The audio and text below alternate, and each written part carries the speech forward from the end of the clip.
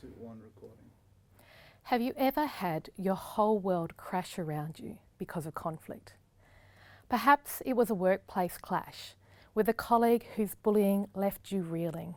Maybe you were part of a team that imploded with the fallout ruining relationships and business outcomes.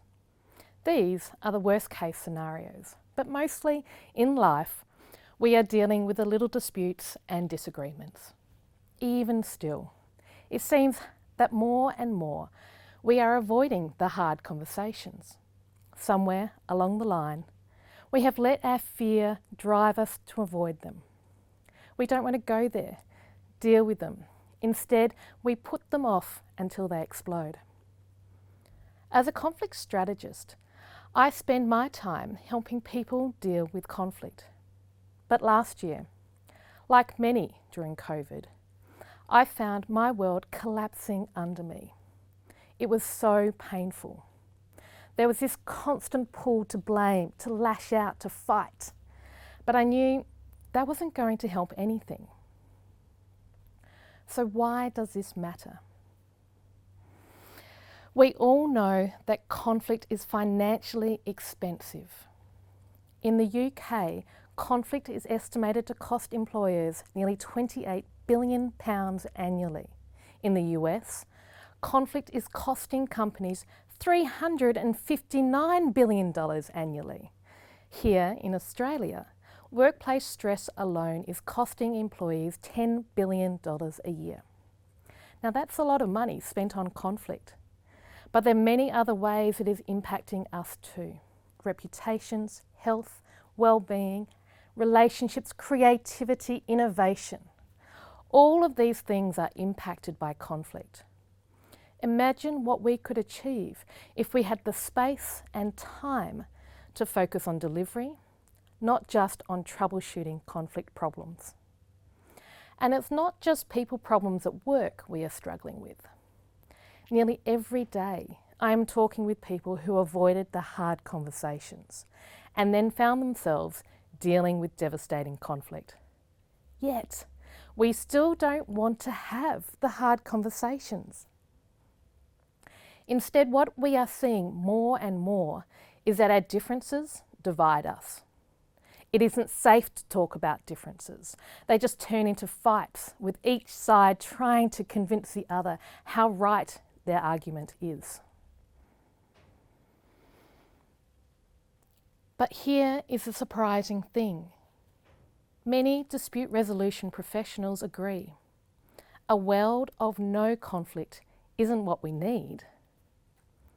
What we need is to be able to have constructive conflict. And the only way that occurs is if we are willing to have the hard conversations. But it's easier said than done. When we are fearful of the hard conversations, our natural inclination is to defend, to fight back or avoid. So our tactics then focus either on winning or running. Inevitably, the fight only grows because we are not dealing with the problem. In the heat of the hard conversations, when emotions are high, it is so easy to react from pain or anger, to say something to hurt the other person because we hurt. We are in the depth of conflict. We want to lash out and have often reached a point of despair and hopelessness. Relationships break, reputations are damaged, business slows, and legal expenses grow. It creates factions, friction, and fear. In conflict and in hard conversations, we seek blame. But the truth is, we each have a choice to make about what drives our decisions and our actions. It's okay to feel pain. In fact, feeling those deep, dark emotions is critical, as they are there to help us understand that there's a problem, but we can't stay here. I'm going to take you back to where we started. Remember that feeling of despair when you found yourself in the depth of conflict, when you didn't know how you would navigate through the storm. It's confusing. it's painful, and it can seem hopeless. But you're not alone, and you can find your way through. Here's what my own conflict taught me about hard conversations. That hope matters. Not in the way you might think, though. Walking through this myself, I discovered I was so busy waiting for someone else to give me hope, to fix a problem, that I had relinquished my own self-responsibility. I stopped leaning into real conversations and instead focused on the surface level, distractions and blame. I wanted others to fix it for me, to reassure me that everything was okay. The hard truth I learnt was that this was me not owning my power. No one else is responsible for my happiness but me. This is really about our own mindset, and our mindset creates tone. Whether it's conflict in the family, in the community, or in the boardroom, your mindset impacts how you respond, and it also impacts how others engage with you. Your mindset shapes the potential for conflict and drives what the end product might look like. I'm talking about creating a mindset of hope, of possibilities. Learning to hold hope for yourself, myself, is what helps us look up and forward. It requires a deep trust in ourselves. It requires our mindset, our values, and our aspirations to align. Hope emerges from the ashes or pain because we have the courage to imagine something different or better for ourselves. I think that hope, this cherished feeling, isn't about anybody else but you. Hope is also fragile.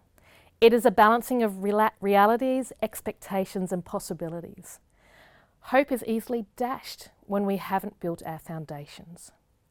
And there is a shadow side of hope, the false hope, the type that sweeps others up with false dreams. It isn't real and it isn't lasting. And deep down, I think we know this. But we are so busy looking for somebody else to take responsibility for us that we choose to relinquish our power. But we all need some hope right now. Not just any hope. We need that gritty, rough, and personal hope. The hope that is grounded in our soul. So how do we find it? In the depth of our own despair. We listen with our heart, with our mind, and with our soul. It's about stopping the reactions and starting with ourselves. We imagine and discover with clarity the things that really matter to us, the negotiables and the non-negotiables. And we believe that we deserve and are worth a better, different future. When we bring hope to the hard conversations, we are able to listen without fear. When we bring hope to the hard conversations, we are able to hold difference with curiosity. When we bring hope to the hard conversations, we leave space for something new to emerge. Our world right now, at work, in our communities, and across the globe, needs more people willing and able to talk about hard issues with respect, with empathy and courage. We all need to be able to have these hard conversations in a way that empowers and uplifts our differences while still creating outcomes. It is hope that allows us to lean in. It is hope that helps us to balance our high emotions with our need for solutions. And no one else can do that for us but ourselves. So what has conflict taught me? What did I learn to do when faced with a deep despair of painful conflict? I learnt about hope. I found my own hope and became a beacon for my own future. I found my peace even in the depth of conflict.